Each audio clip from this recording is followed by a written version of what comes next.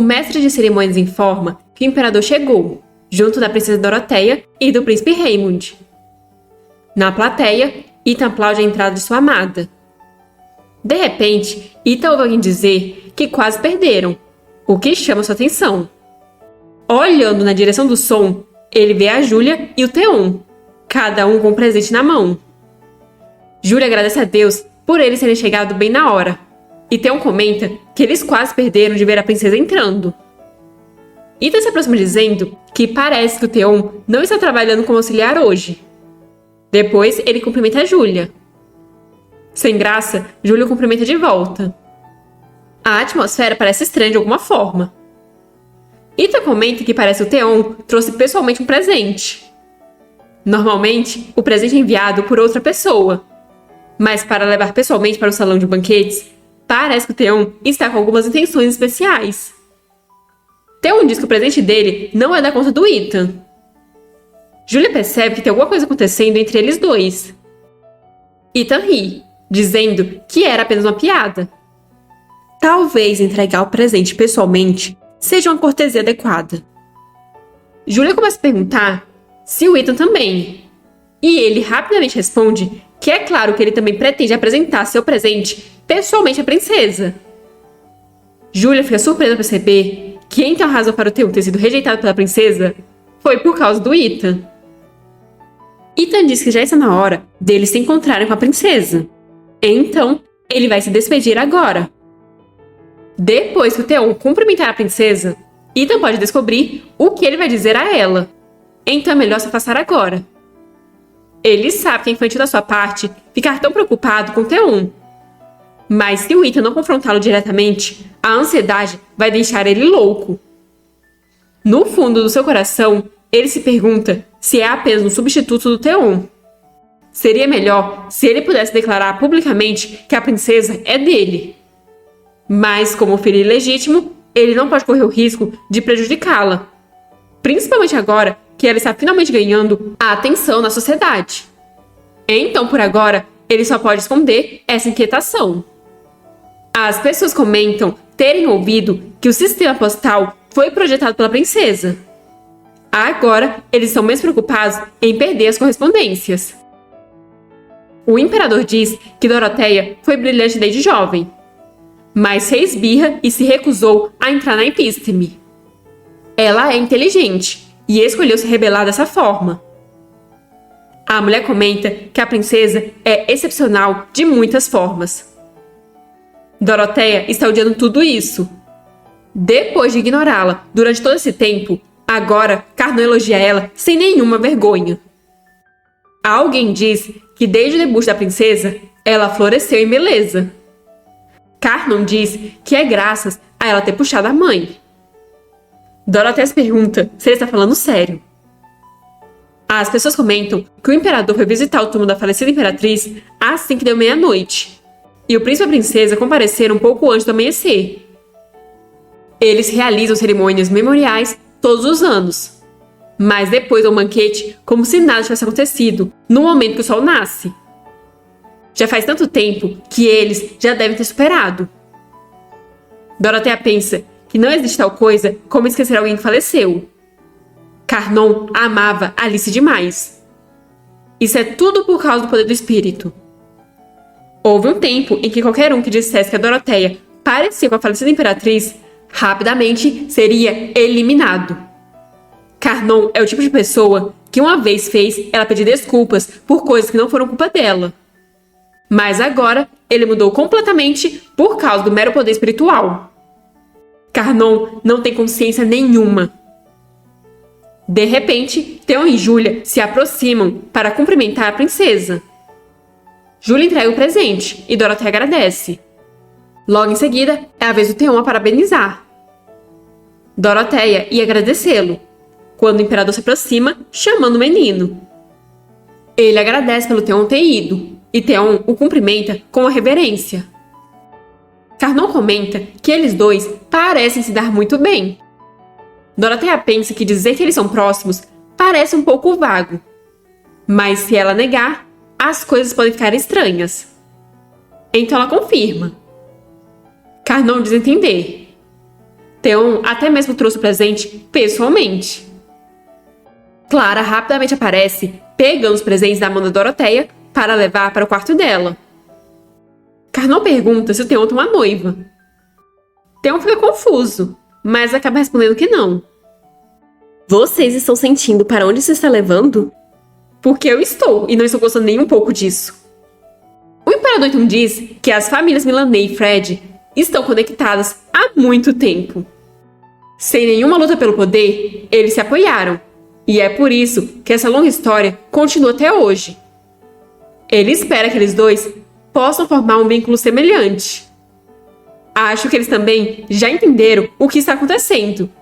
E por isso ambos estão com essas carinhas de espanto. Ele está tentando arranjar um noivado entre ela e o Theon. Mas antes que o Carnot consiga externalizar essas palavras, Rei se aproxima, percebendo que todos estão ali. Até mesmo seu amigo de longa data. Acho que ele ouviu a conversa deles, pois Rei comenta que com Theon ao seu lado, o relacionamento entre os Melané e os Fred só vai se fortalecer. Carnot informa que o Theon se graduou como o melhor da turma na Episteme, então não será o ajudante do Rei para sempre. Rei questiona por que seu pai diria algo tão desanimador. Então ele pergunta para o Theon se ele não ficará ao seu lado para sempre. Theon fica inicialmente confuso, mas por fim diz que servirá o rei por toda a sua vida. Dorothea pensa que o Carnot está falando bobagem de novo. De repente, ela vê o Ethan sozinho em um canto da festa. Ela percebeu que ele testemunhou tudo isso e se pergunta como ela pode explicar para ele depois. De repente, ele começa a andar na direção dela. Chegando lá, ele cumprimenta todos. Depois, ele segura a mão da princesa e a beija, se apresentando como Ethan Bronte, o segundo filho da família Bronte. O imperador diz que não esperava que ele fosse. Ethan responde que está ali representando a família Bronte. Ele diz ser uma honra participar e comemorar o aniversário da Doroteia. E, sinceramente, a parabeniza. Doroteia agradece. Só que acha que o Carnot não está gostando nem um pouco da proximidade desses dois. Doroteia fica surpresa quando o Ethan diz que vai se despedir agora e pede que ela aproveite o resto do dia. E assim, ele começa a se afastar. Doroteia fica sem entender, já que ela pensou que ele pelo menos tocaria violino para ela. Será que o presente da família Bronte dessa manhã foi esse? Aquele presente foi enviado pelo Duque Bronte, sua esposa e o Jonathan. Clara diz que o bolo está pronto, e Dorothea responde que estará lá em breve. Ela fica pensativa, se perguntando se isso é porque eles estão em um relacionamento secreto. Se esse não for o caso, será que o presente da família Bronte dessa manhã foi esse?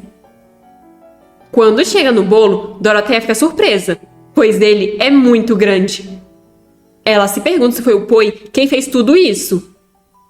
Parece que foi ontem que ele deu a ela a primeira torta de maçã que ele fez. Mas agora é muito maior que a torta daquela vez.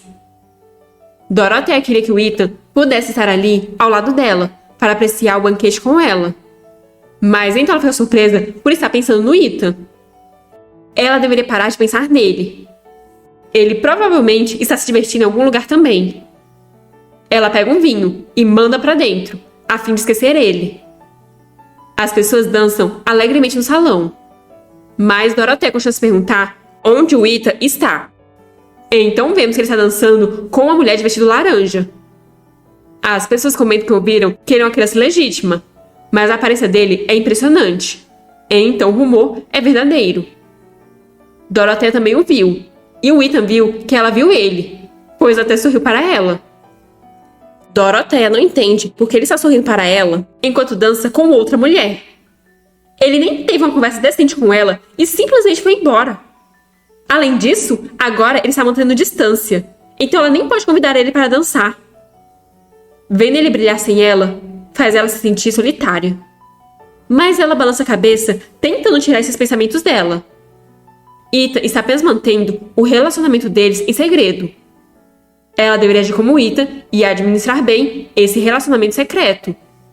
Só assim eles terão um amor maduro. De repente, uma mulher esbarra no Ethan. derrubando o vinho na roupa dele. A mulher se desculpa e pede que ele tire o casaco para um servo lavar. Dorothea se pergunta o que ele está fazendo e fica mandando o Ethan afastar a mulher mentalmente. Mas então ela tenta se controlar, pois por que o Ethan deveria empurrar a mulher quando foi apenas um erro? Dorothea está tendo pensamentos ruins novamente, mas ela não deveria ficar com ciúmes assim. Só que então Ethan agarra o pulso da mulher e com um sorriso fala que está tudo bem, já que todo mundo comete erros. A mulher tenta falar sobre as roupas dele, mas então Ethan começa a tirar o terno e logo em seguida levanta a manga da blusa. Todas as mulheres ficam coradas diante da cena. Ethan pergunta se está tudo bem se ele fizer isso. A mulher chega perto e a fala, e Ethan redireciona seu olhar para Dorothea. Logo em seguida, ele diz que irá sair primeiro. E tudo que Dorothea pode fazer é apertar a taça com força. Do lado de fora, Ethan suspira aliviado, pois enfim, ele está tendo um pouco de paz. Ele se pergunta se o Carnon estava falando sério sobre querer arranjar um casamento entre a Dorothea e o Theon. Ethan queria poder se casar com ela agora mesmo e a declarar como sua. Mas como ele é uma criança legítima, Carnon nunca aprovaria. Acima de tudo, Ethan não suporta o pensamento de causar sofrimento a Dorothea. Ele não quer que ela sofra com toda essa oposição e crítica. De repente, alguém puxa a manga de sua camisa. Quando ele se vira, vê que é a Dorothea, e em lágrimas pergunta por que ele fingiu que não a conhecia. Ethan responde que porque eles têm que esconder o relacionamento na frente dos outros. Mas Dorothea não quer ser racional. Desolada, ela diz que ele fingiu que não a conhecia e agiu como se eles fossem completos estranhos. Ela sabe que é errado pensar assim, mas vê-lo sorrir e se divertir sem ela dói tanto que ela não aguenta. Ela é estranha por se sentir assim? Talvez ele esteja desapontado com ela por ela ser assim. Mas então Ethan silencia as preocupações dela com um beijo. A ansiedade que tomava conta dele cada vez que ele olhava para ela durante o banquete não era só dele. Ambos sentiam o mesmo. Ele diz que não está nem um pouco desapontado e que sente muito por fazer ela se sentir inquieta. Depois da reconciliação, eles estão sentados em um banco. Dorothea se sente à vontade agora, mas de alguma forma ela se tornou gananciosa. Antigamente, a vida parecia um castigo, onde ela tinha que morrer. Mas antes que ela percebesse, aprendeu a amar a vida e a esperar o amanhã. O desejo de ser amada pelo Ethan e até a ambição de criar um império melhor. Dorothea diz que jurou nunca se tornar imperador nessa vida. Mas agora ela se pega pensando se não seria bom se ela fizesse isso pelo império. Ela queria dizer tantas coisas durante a reunião, mas não conseguiu dizer nada. Parece que ela ainda não abandonou o desejo de se tornar um imperador. Mas dessa vez, não é porque ela inveja a posição do rei, nem porque cobiça arrogantemente o poder do imperador. É só que ela quer se desculpar com aqueles que ela machucou. Ela quer ajudar aqueles que tentam viver justamente, apesar das circunstâncias difíceis. Para realizar seus ideais, ela quer tentar de novo. Só que não tem mais terra para ela no reino milenar de Ubera. O que uma princesa que nem receberá um título de grão-duque pode fazer? Ela acha que está um pouco bêbada. Mas mudando de assunto, ela pergunta por que o Ethan não lhe deu um presente. Ethan diz que ia dar para ela depois do banquete, em privado. Dorothea diz que então ele deveria ter avisado ela com antecedência, já que ela bebeu até ficar bêbada porque ficou chocada com isso. Ethan tem um mini ataque cardíaco, pois Dorothea é muito fofa.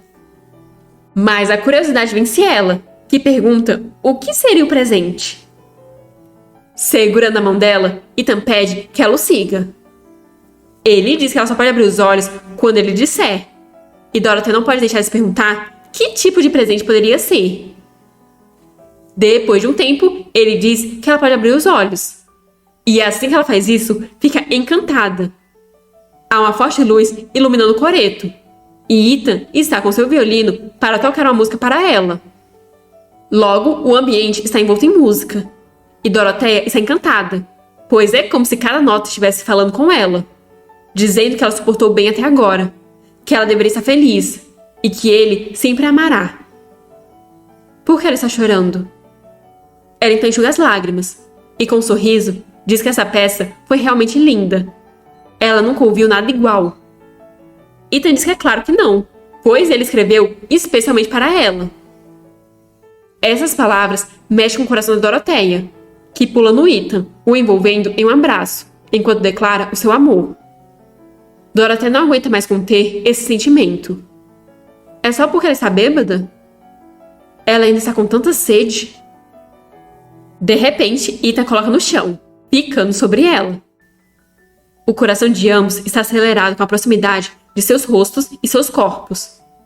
Mas então Doroteia cria uma limitação ao colocar as mãos sobre os lábios dele.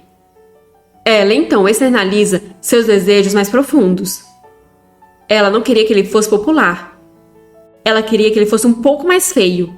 Ou melhor, bem mais feio. Mas ele é tão bonito que está destinado a ser popular. E ela odeia isso. Ethan então segura o pulso dela, colocando o dedo dela em sua boca. Depois ele vai descendo, beijando o pulso dela. Ele diz que quanto a ele queria que ela não trocasse nenhuma palavra com Theon, e pergunta se ela gosta mais dele do que do Theon. A resposta da Doroteia é envolver suas mãos ao redor do pescoço dele. Ela então diz que hoje só pensou nele. Ela gosta tanto dele que quer que ele olhe somente para ela. Mas ela sabe que não deveria se sentir assim, pois senão nada terá mudado em relação ao passado. Ela tem medo disso. Tem medo de que a imagem feia dela, implorando pelo amor do Carnon ou do Theon, se sobrepusesse com ela agora. Ela tem medo que o Ethan a deixe, ou que comece a odiá-la. Ethan então a afasta. Ele levanta a mão dela e a coloca em seu peito, para mostrar as batidas aceleradas de seu coração. Ela está deixando ele louco. Ele é inteiramente dela. Ele a ama.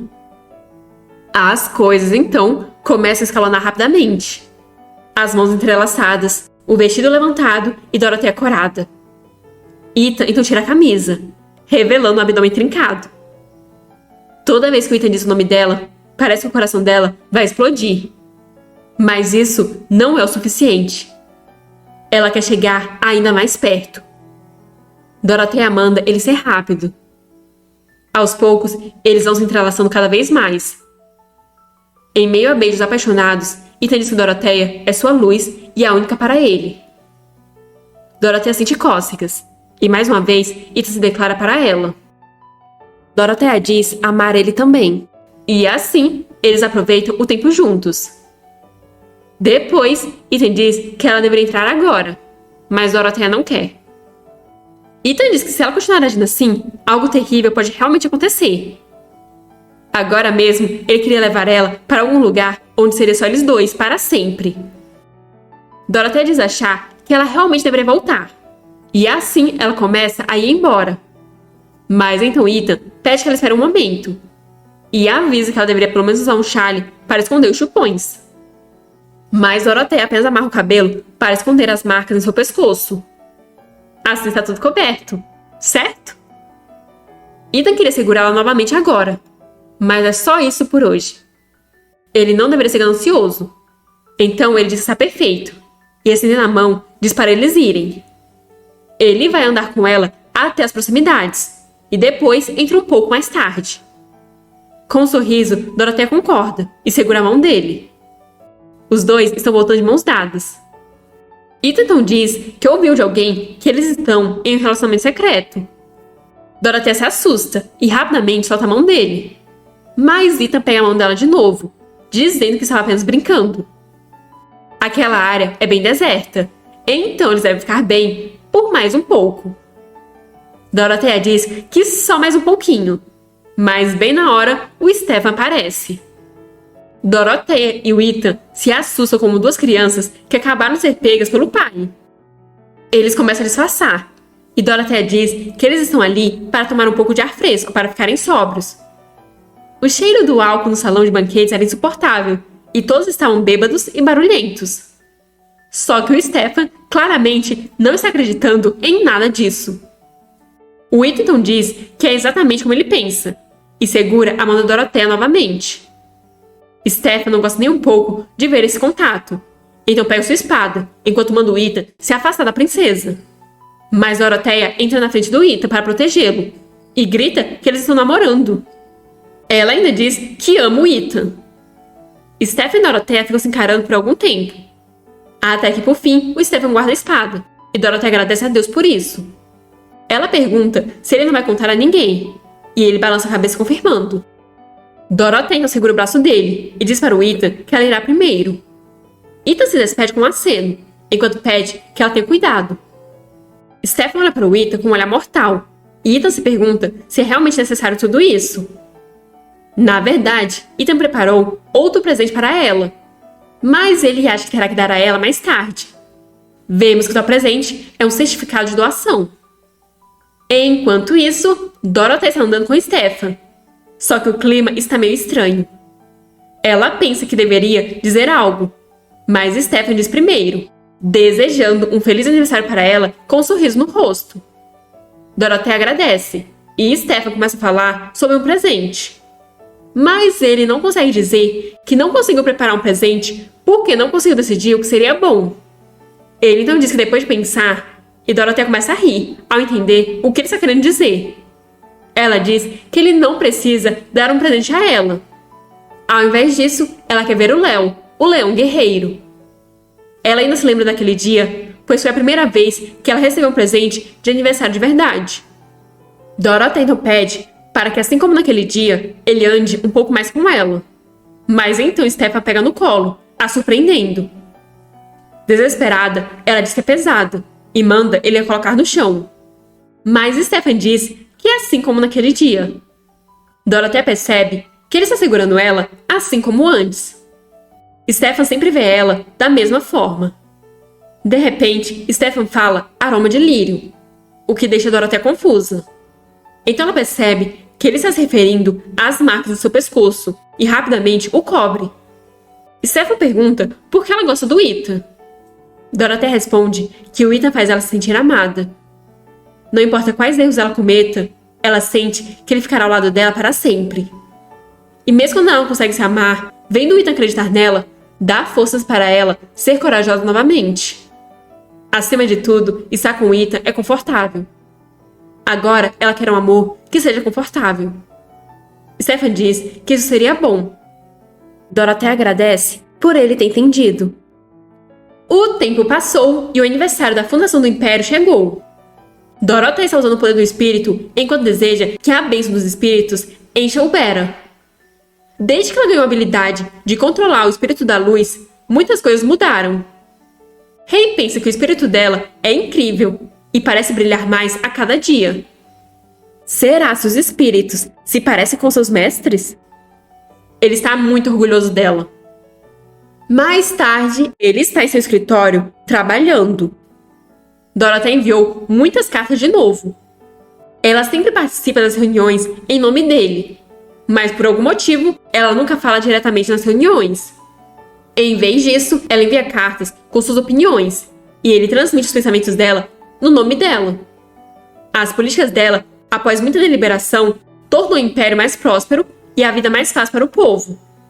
Se ela se importa tanto com assuntos nacionais, por que ela não fala uma palavra durante as reuniões? Se não fosse ela, Rei não teria sido capaz de fazer nada. Ele até perguntou diretamente a ela no passado, mas ela evitava evasivamente responder, o que tornou mais difícil entender.